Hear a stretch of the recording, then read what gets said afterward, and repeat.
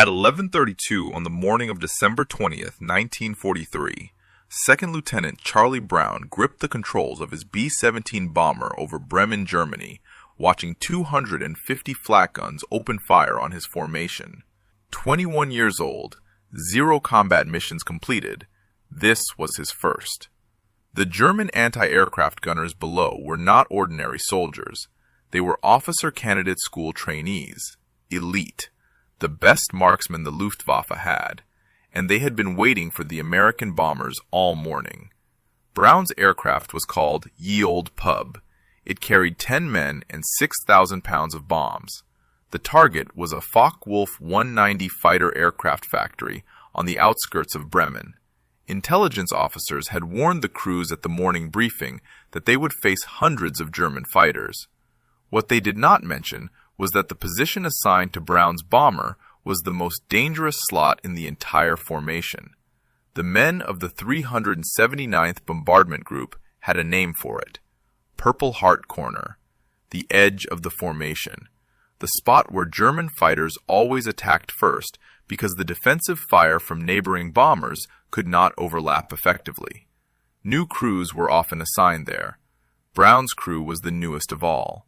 Before Ye Olde Pub could release its bombs, a 20-pound cannon shell exploded directly in front of the cockpit. The plexiglass nose shattered. Temperatures at 27,000 feet were 60 degrees below zero. The wind now howled through the aircraft at over 150 miles per hour. The number 2 engine died instantly. The number 4 engine began overspeeding, forcing Brown to throttle it back to prevent catastrophic failure. The bomber slowed. The formation pulled ahead. Within seconds, Ye Olde Pub was alone. German fighters saw it immediately. 12 to 15 Messerschmitt Bf 109s and Focke-Wulf 190s descended on the crippled bomber like wolves on a wounded deer. The attack lasted more than 10 minutes. The number 3 engine took hits and dropped to half power. The oxygen system ruptured. The hydraulic lines burst. The electrical system failed. The tail section was torn apart by cannon fire. Sergeant Hugh Eckenrode, the tail gunner, took a direct hit from a 20mm cannon shell. He was killed instantly. Most of the other crew members were wounded. Brown himself caught a bullet fragment in his right shoulder. The extreme cold had frozen the oil in the defensive guns. Of the 11 machine guns mounted on the B-17, only 3 remained operational. Then the oxygen ran out. At 27,000 feet, the human brain cannot function without supplemental oxygen. Brown felt his vision narrowing. His hands went numb on the controls. Beside him, his co-pilot Spencer Luke was already unconscious. Brown's last thought before everything went black was that his crew was about to die on their very first mission. Ye Olde Pub began to fall. The bomber dropped from 27,000 feet in an uncontrolled dive. The airspeed climbed past 300 miles per hour. The airframe shook violently. At any moment, the wings could tear off from the stress. But then something happened that defied all logic. At approximately 1,000 feet above the ground, Brown regained consciousness. The thicker air at low altitude had enough oxygen to revive him. He grabbed the controls and pulled back with every ounce of strength he had left. The B-17 leveled out just above the treetops of northern Germany. Brown looked around the cockpit. Blood everywhere. Wounded men everywhere. His tail gunner was dead. His bomber was destroyed.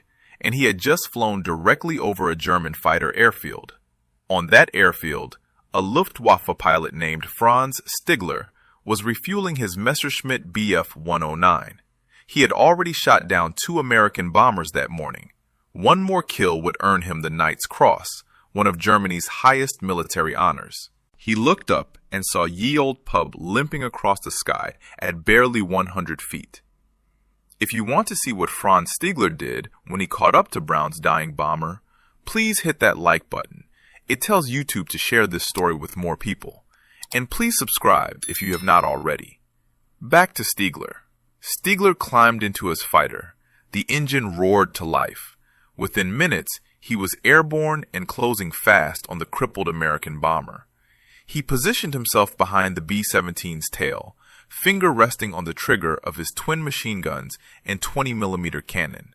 One squeeze. That was all it would take. The Knight's Cross would be his. But what Franz Stiegler saw through his gun sight would change everything he believed about war, about honor, and about the enemy he had been taught to hate. Franz Stiegler was 28 years old. He had flown 487 combat missions. He had been shot down 17 times. He had bailed out of burning aircraft 6 times and crash-landed damaged planes 11 more. His brother August, also a pilot, had died in 1940 when his Junkers 88 crashed during a night bombing mission over England. The war had taken everything from Stiegler, except his skill and his code. Before the war, Stiegler had been a commercial pilot for Lufthansa. He had flown passengers across Europe in peace. He had never imagined he would spend years killing men he had never met. But Germany had called, and Stiegler had answered. By December of 1943, he was one of the most experienced fighter pilots in Jagdgeschwader 27. Now he was closing on the tail of a crippled American bomber with 27 confirmed victories to his name. One more heavy bomber would complete the requirement for the Knight's Cross. The medal would honor not just him, but his dead brother. It would prove that the Stiegler family had given everything to Germany. His Messerschmitt Bf 109 G6 was not in perfect condition.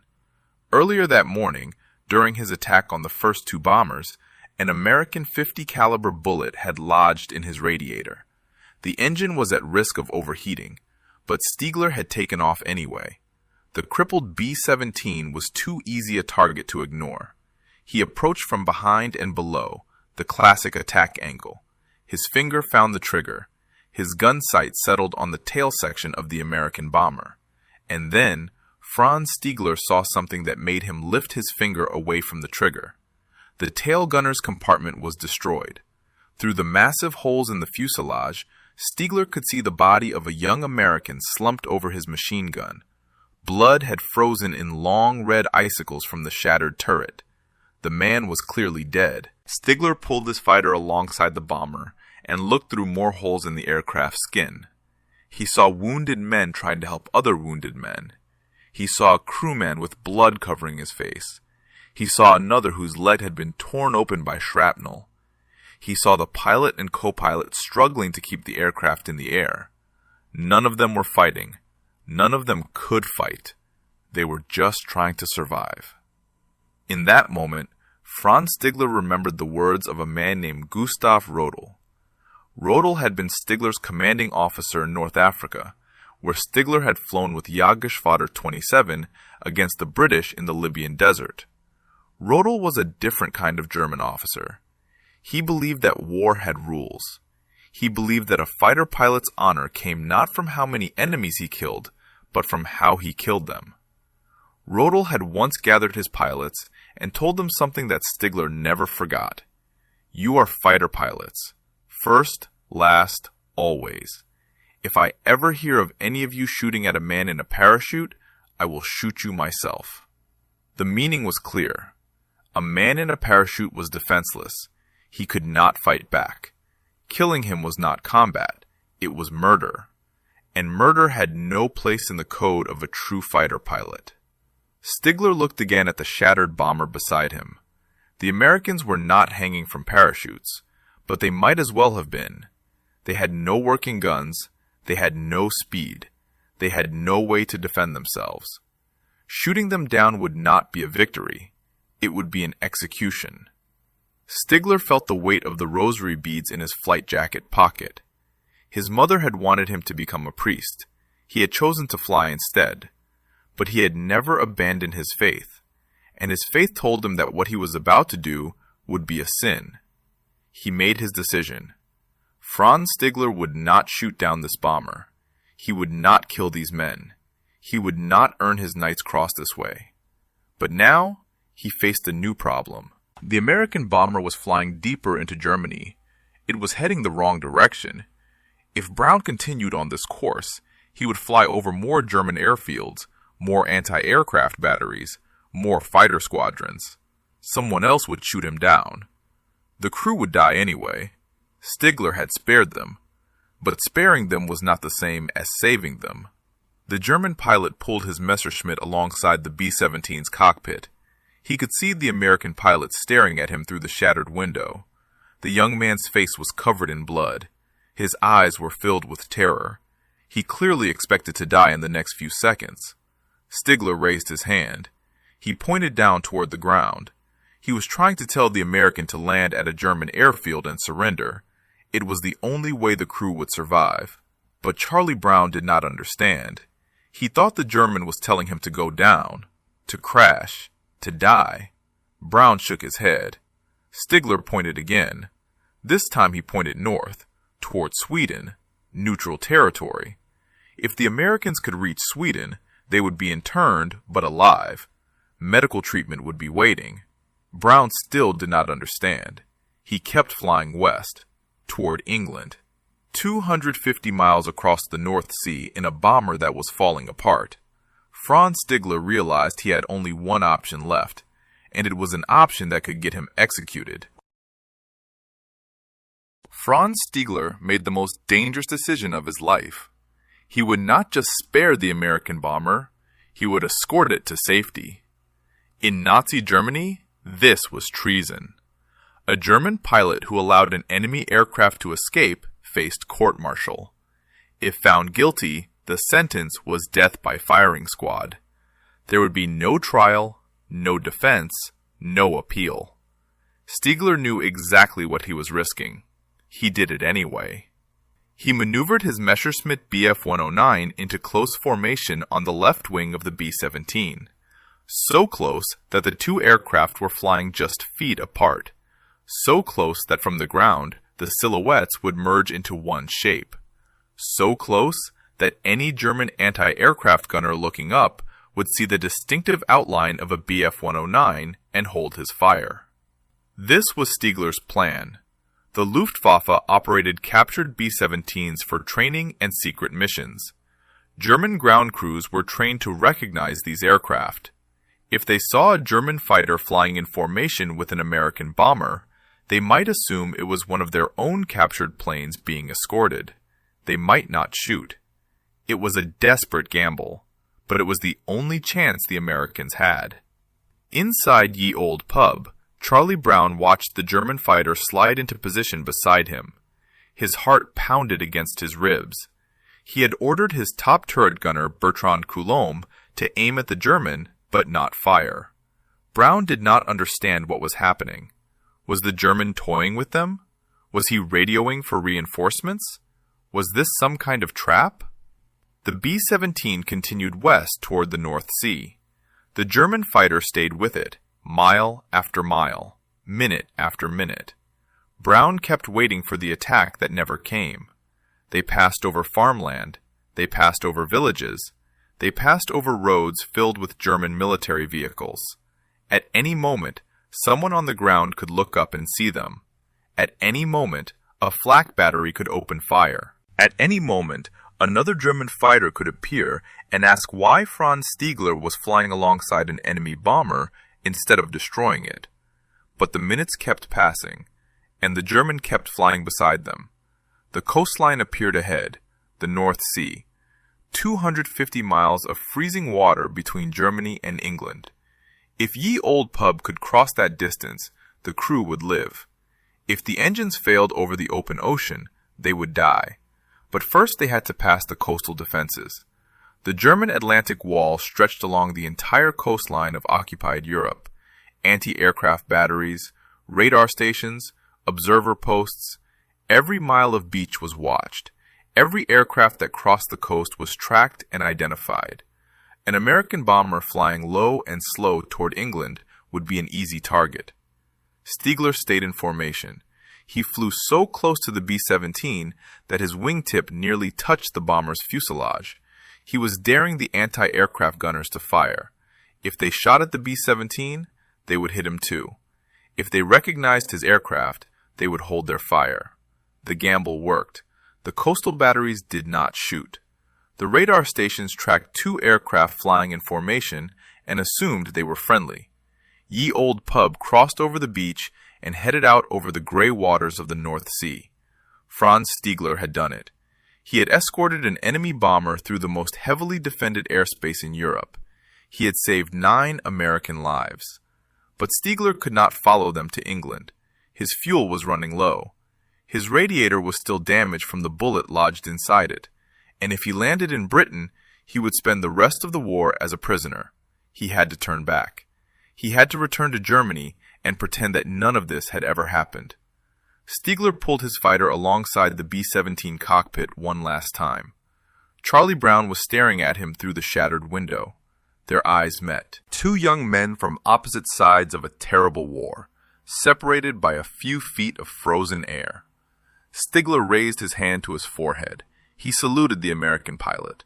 Then he banked his Messerschmitt to the left and disappeared into the gray sky, heading back toward Germany. Brown watched him go. He still did not understand what had just happened. He did not know the German's name. He did not know why he had been spared. All he knew was that a man who should have killed him had chosen to let him live. But Charlie Brown's ordeal was not over.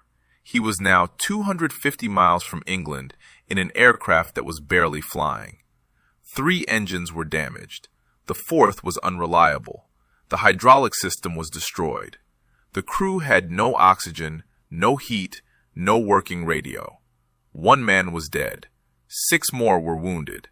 The morphine syringes had frozen solid and were useless for treating their injuries. And the North Sea in December was one of the most unforgiving bodies of water on Earth.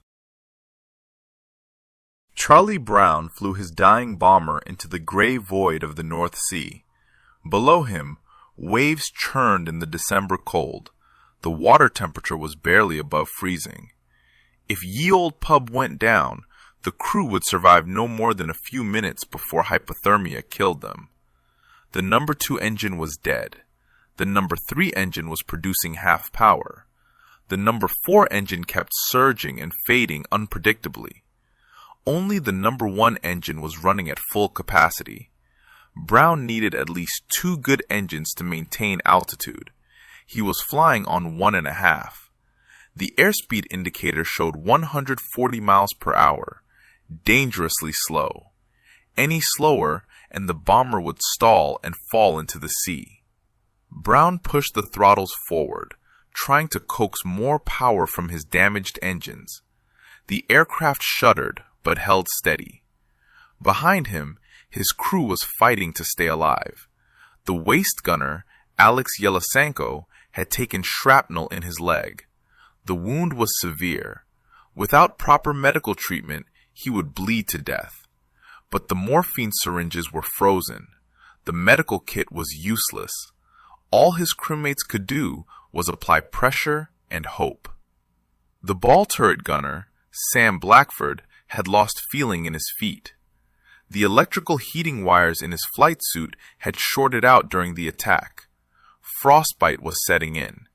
If he did not get warm soon, he would lose his toes, maybe his feet. The radio operator, Richard Pachout, had taken a cannon shell fragment to his eye. He could barely see, but he kept working, trying to repair the damaged radio equipment so they could call for help. Every few minutes, he would tap out a distress signal. No response ever came. In the tail section, Hugh Eckenrode's body remained where he had died. There was no way to move him. There was no time to mourn him. The living had to focus on staying alive. Brown calculated the distance in his head. 250 miles at 140 miles per hour. Nearly 2 hours of flight time. 2 hours in an aircraft that could fall apart at any moment. 2 hours over water so cold it would kill them in minutes. He did not know if they would make it, but he knew they had to try. Mile after mile, the B-17 limped westward. The engines coughed and sputtered. The airframe groaned under the stress of holding together. Brown's hands ached from gripping the controls. His shoulder throbbed where the bullet fragment had hit him, but he did not let go. He could not let go. 9 lives depended on him. After what felt like an eternity, the coast of England appeared on the horizon. Brown had never seen anything more beautiful in his life. Green fields, gray cliffs, home. But Ye Old Pub was too damaged to reach its home base at RAF Kimbolton. The hydraulic system was destroyed, which meant the landing gear might not extend. The flaps might not work. Brown would have to bring the bomber down on whatever airfield he could find. He spotted RAF Seething, home of the 448th Bomb Group, and lined up for approach. The landing gear came down, barely. The flaps partially extended. Brown brought Ye Old Pub onto the runway in a controlled crash that tore off the remaining landing gear and sent the bomber skidding across the tarmac in a shower of sparks. When the aircraft finally stopped, Charlie Brown sat motionless in the cockpit. His hands were still locked on the controls. His body was shaking. He had done it. He had brought his crew home. 8 men climbed out of Ye Old Pub alive. 1 was carried out dead. The bomber itself would never fly again. It was sent back to the United States and sold for scrap metal. At the debriefing, Brown told his intelligence officers everything. He described the German fighter that had appeared behind them. He described how the pilot had flown alongside instead of attacking. He described the salute before the German turned away. The officers listened in silence. When Brown finished, they gave him an order. He was never to speak of this incident again. The story was classified. No one could know that a German pilot had shown mercy to an American crew. It would create sympathy for the enemy. Brown obeyed. He kept the secret. 300 miles away, Franz Stigler landed his Messerschmitt at his airfield near Bremen. He told no one what he had done. If anyone discovered that he had escorted an enemy bomber to safety instead of destroying it, he would be court-martialed and executed. Stigler kept the secret too. 2 men on opposite sides of a war, each carrying a story they could never tell, each wondering if the other had survived, each haunted by a moment of humanity in the midst of destruction. The secret would last for 46 years. The war ended in May of 1945. Charlie Brown went home to West Virginia. He finished college, then rejoined the Air Force in 1949. He served in intelligence, rising through the ranks until he retired as a lieutenant colonel in 1972. He settled in Miami, Florida, and started a combustion research company. Franz Stigler survived the war, but lost everything else. Germany was in ruins. The Luftwaffe no longer existed. Stigler had flown the revolutionary Messerschmitt Me-262 jet fighter in the final months of the war, but even the world's first operational jet could not save his country from defeat. After the war, he struggled to find work in occupied Germany. In 1953, he emigrated to Canada and settled in Vancouver, British Columbia. He became a successful businessman and started a new life. Both men carried the memory of December 20th, 1943. Brown often thought about the German pilot who had spared him. He wondered who the man was. He wondered why he had shown mercy. He wondered if he had survived the war. But he had been ordered to keep the story secret, and for decades he obeyed. Stigler thought about the American bomber too. He wondered if it had made it across the North Sea. He wondered if the crew had survived their wounds. He wondered if saving them had been worth the risk. But he could never ask anyone. He could never tell anyone. The secret stayed locked inside him. 43 years passed. In 1986, Charlie Brown was invited to speak at a military aviation event called the Gathering of Eagles at Maxwell Air Force Base in Alabama. Retired pilots from all branches of service attended. Someone asked Brown if he had any memorable combat stories. For the first time in over 4 decades, Brown told the story of the German fighter pilot. He described the shattered bomber. He described the enemy plane appearing on his wing. He described the salute before the German turned away. The audience listened in stunned silence. After the speech, something changed in Brown. He realized he needed to know what had happened. He needed to find the German pilot who had spared his life. He needed to thank him. The search began. Brown contacted the United States Air Force Archives. No records. He contacted the West German Air Force. No records. He wrote letters to military historians across Europe. No response. Months turned into years. Every lead went cold. The German pilot seemed to have vanished into history. By 1989, Brown was running out of options. He had spent 4 years searching with nothing to show for it. His friends told him to give up. The pilot was probably dead. Even if he was alive, finding one man among millions of German veterans was impossible. But Brown refused to quit.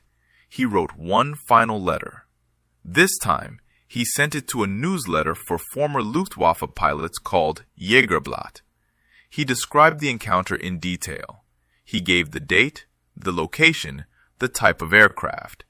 He asked if anyone knew who the German pilot might have been.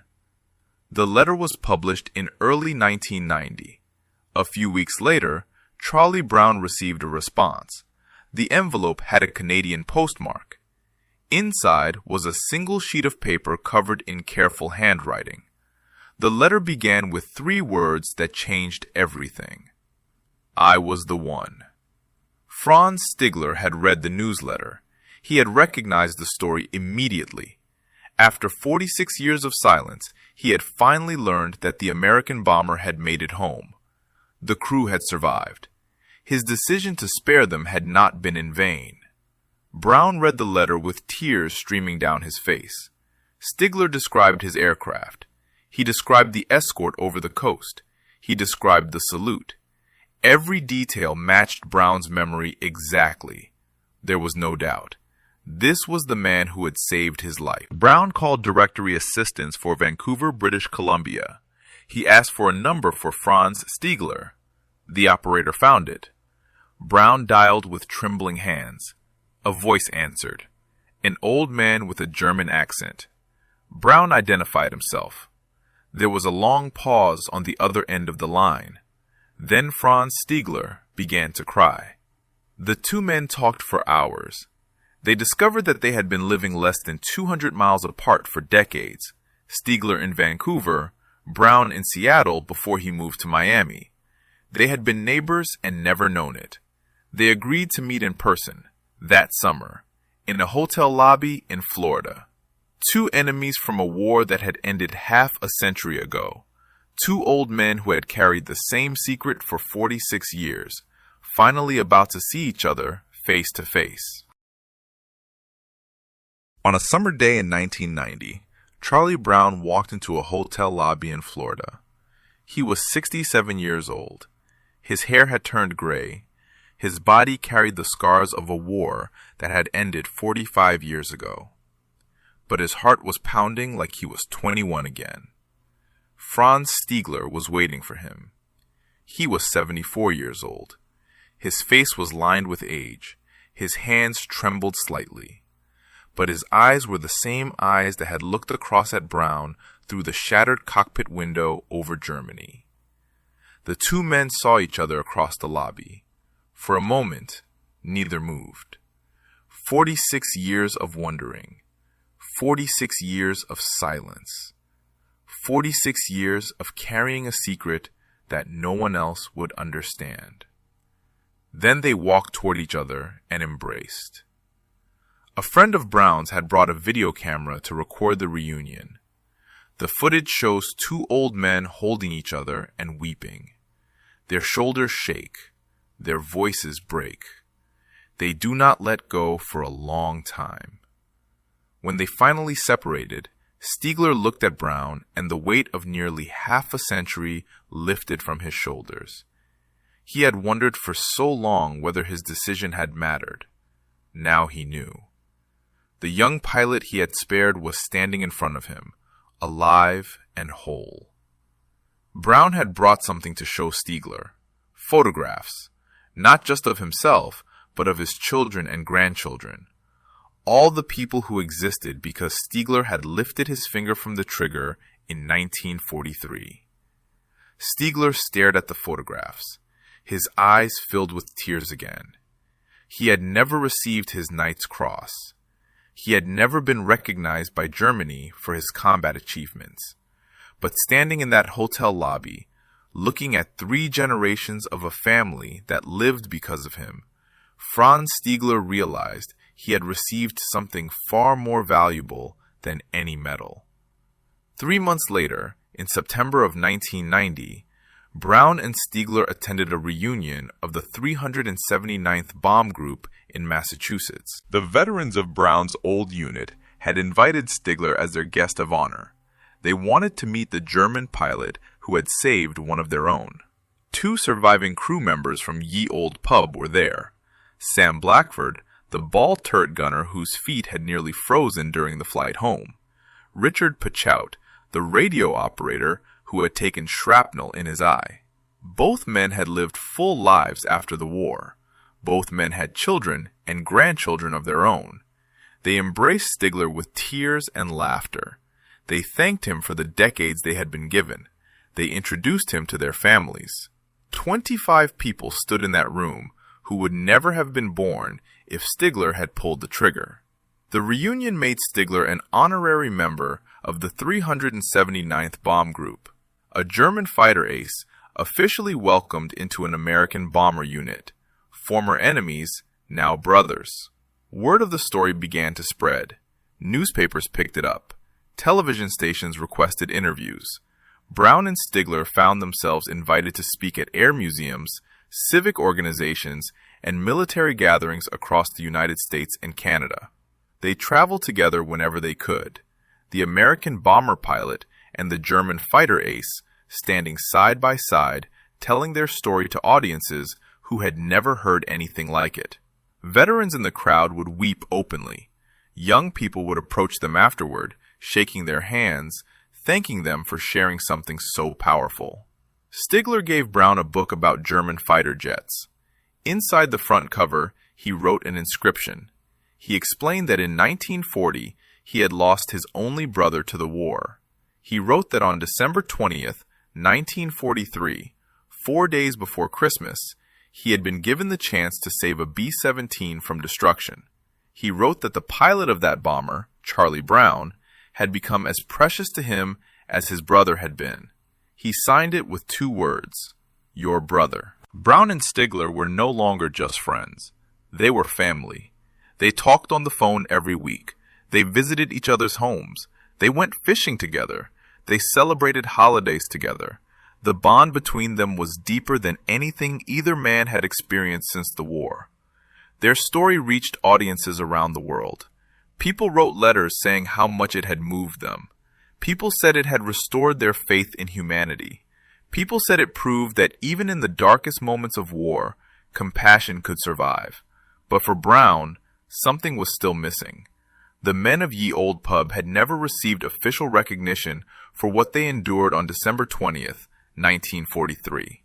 The mission had been classified for decades. Their sacrifice had been erased from the official record. Brown decided to change that. He began writing letters to the United States Air Force. He wanted his crew to receive the medals they deserved. He wanted the world to know what they had survived. The Air Force began an investigation. Decades of classified files were finally opened. In 2008, the United States Air Force completed its investigation into the events of December 20th, 1943. The findings confirmed everything Charlie Brown had reported. The mission to Bremen, the devastating attack by German fighters, the death of Hugh Eckenrode, the wounds suffered by the crew, the miraculous flight home across the North Sea, and the German pilot who had chosen mercy over victory. The Air Force made a decision that stunned military historians. Each surviving crew member of Ye Old Pub would receive the Silver Star, one of the highest awards for valor in combat. For the crew members who had already died, the medals would be awarded posthumously to their families. 9 Silver Stars for 1 bomber crew. It was unprecedented. But the Air Force was not finished. Charlie Brown himself would receive something even rarer, the Air Force Cross. the second highest award that any member of the United States Air Force can receive. It is given only for extraordinary heroism in combat. No other World War II bomber crew had ever been collectively honored in this way. The men of Ye Olde Pub became one of the most decorated crews in the history of American military aviation. 65 years after their mission, they finally received the recognition they deserved. The medal ceremony took place with great solemnity. Surviving crew members attended with their families. The families of the dead came to accept medals on behalf of fathers and grandfathers they had lost. Brown was there, 85 years old, his body frail, but his spirit unbroken. And standing beside him, as he had stood for nearly 2 decades, was Franz Stigler. Stigler had received his own recognition years earlier. In 1993, the Combatants Federation of Europe had presented him with the Star of Peace. The award honored soldiers who had demonstrated exceptional humanity during wartime. Stigler was one of only a handful of German veterans ever to receive it. But Stigler always insisted that he did not deserve special praise. He had simply done what any honorable man would do. He had refused to murder defenseless men. He had followed a code that valued human life over military glory. He had answered what he called a higher call. The story of Brown and Stigler reached millions of people around the world. Journalists wrote about them in newspapers and magazines. Television programs featured their reunion. Documentary filmmakers interviewed them about their experience. In 2012, author Adam Makos published a book about their story. He called it A Higher Call. The title came from Stigler's own words about why he had spared the American bomber. Makos had spent years interviewing both men, traveling to the locations where the events had taken place, and researching military archives in the United States and Germany. The book became a New York Times bestseller. Readers were captivated by the story of 2 enemies who became brothers. Military historians praised the meticulous research. Veterans said it captured something essential about the nature of war and the choices men make within it. In 2014, a Swedish heavy metal band called Sabaton released a song about the incident. They called it No Bullets Fly. The song reached audiences who had never heard of Brown or Stigler. Young people around the world learned about the German pilot who had refused to kill, and the American pilot who had spent 46 years searching for him. In 2019, a surviving B-17 bomber operated by the Erickson Aircraft Collection in Oregon was repainted in the colors and markings of Ye Olde Pub. The restored aircraft flew at air shows across the United States, keeping the memory of the original crew alive for new generations. The legacy of December 20th, 1943, had grown far beyond anything Brown or Stigler could have imagined. Their story had become a symbol of something larger than themselves. It proved that even in total war, even when nations demanded absolute hatred of the enemy, individual human beings could choose a different path. Franz Stigler had given up his Knight's Cross to save 9 American lives. In return, he had received something that no medal could represent. He had received a brother, a family, a legacy that would outlive him by generations. But by 2008, both men were growing old. Stigler was 92. Brown was 87. They had been given 18 years of friendship since their reunion, 18 years of phone calls, visits, and shared memories, 18 years that neither man had ever expected to have. Time was running out, and both of them knew it. Franz Stigler died on March 22, 2008. He was 92 years old. He passed away in Vancouver, British Columbia, the country that had given him a second life after the war. His body was cremated according to his wishes. Charlie Brown received the news in Florida. The man who had become his brother was gone. After 18 years of friendship, after hundreds of phone calls, after all the reunions and speaking tours and shared memories, Stigler had finally slipped away. Brown was devastated, but he was also at peace. He knew that Stigler had died knowing the truth. The B-17 had made it home. The crew had survived. The decision he made over Germany in 1943 had mattered. His act of mercy had rippled across generations. 8 months later, on November 24, 2008, Charlie Brown died in Miami. He was 87 years old. The two men who had met as enemies over the skies of Germany, who had become brothers across the divide of war, who had spent the last years of their lives telling their story to the world, were finally reunited. They had died the same year, just 8 months apart, as if one could not bear to live too long without the other. The legacy they left behind continued to grow. The book, A Higher Call, remained in print, introducing new readers to their story every year. The song, No Bullets Fly, brought their names to audiences who had never studied World War II. The restored Ye Old Pub flew at air shows across America, carrying their memory into the sky. But perhaps the most powerful legacy was the simplest one, the families. Hugh Eckenrode, the tail gunner who died over Bremen, had a grandniece who never forgot him. She tracked down a lithograph of Ye Old Pub and Stigler's Messerschmitt from a German auction house and gave it to her father. For decades, the family had wondered what had happened to their uncle. Brown and Stigler's story finally gave them answers. The descendants of the surviving crew members numbered in the dozens. Children, grandchildren, great-grandchildren, teachers, doctors, soldiers, artists. Every single one of them owed their existence to a German pilot who chose not to pull the trigger. At the reunions, when Stigler met these families, he was always overwhelmed. He had never expected to see the consequences of his choice laid out so clearly. A wall of faces, a crowd of lives, all because he had remembered the words of Gustav Rodel, all because he had refused to shoot men who could not fight back. Stigler once wrote a note to Brown that captured everything he felt. He explained that he had lost his only brother in 1940.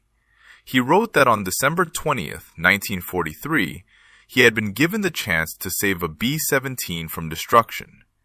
He wrote that Charlie Brown had become as precious to him as his brother had been.